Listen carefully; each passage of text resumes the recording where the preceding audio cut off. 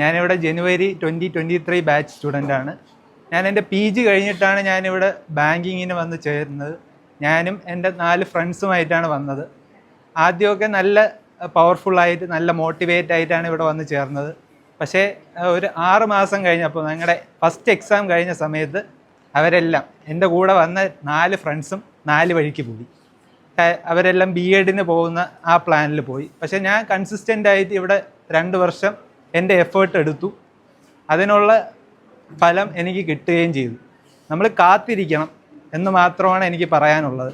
നമുക്ക് സക്സസ് കിട്ടാൻ കുറേ സമയമെടുക്കും, പക്ഷേ നമ്മളത് ഇട്ടിട്ട് പോകില്ല, കൺസിസ്റ്റൻ്റ് ആയിട്ട് വർക്ക് ചെയ്യണം. ഞാൻ ഏറ്റവും കൂടുതൽ ഇവിടെ യൂസ് ചെയ്തിട്ടുള്ളത് എൻ്റെ മോക്ക് ടെസ്റ്റാണ്. മോക്ക് ടെസ്റ്റ് ചെയ്യുമ്പോൾ നമ്മളെ നിലവാരം എത്രയെന്ന് നമുക്ക് മനസ്സിലാവാൻ കഴിയും.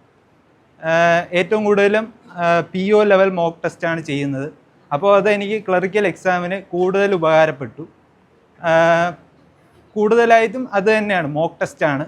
പിന്നെ ഞാൻ ഭയങ്കര ലേസിയാണ്, ഇടയ്ക്കിടയ്ക്ക് ഗ്യാപ്പ് എടുത്തതിന് ശേഷമാണ് ഇത് ചെയ്യുന്നത്. 23-ൽ വന്നുവെങ്കിലും ഒരു വർഷം കഴിഞ്ഞപ്പോൾ വീണ്ടും ഡിപ്രസ്സായി. പിന്നെയും ഒന്നും കിട്ടുന്നില്ല.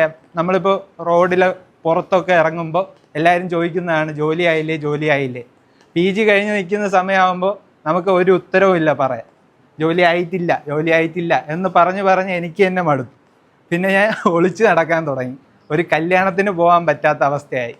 അങ്ങനെ കുറേ പാടുപെട്ടു. പക്ഷേ ഇപ്പോൾ എൻ്റെ അടുത്ത് ആരും ഒന്നും ചോദിക്കില്ല. കാര്യം ഞാൻ ഇത് അച്ചീവായി എന്ന് അറിഞ്ഞതിന് ശേഷം ആർക്കും എൻ്റെ അടുത്ത് ഒന്നും ചോദിക്കാനില്ല. ഞാൻ ആദ്യം റിസൾട്ട് കണ്ട സമയം ഞാൻ നന്നായിട്ട് കരഞ്ഞു പോയി. കാര്യം എനിക്ക് RRB PO ആണ് എനിക്ക് ആദ്യം കിട്ടിയത്. നല്ല ഇമോഷണൽ ആയിപ്പോയി. കാര്യം ഫസ്റ്റ് ഇതായിരുന്നു എൻ്റെ ഇൻ്റർവ്യൂ എക്സ്പീരിയൻസ് തന്നെ ഫസ്റ്റ് അറ്റംപ്റ്റ് ആയിരുന്നു.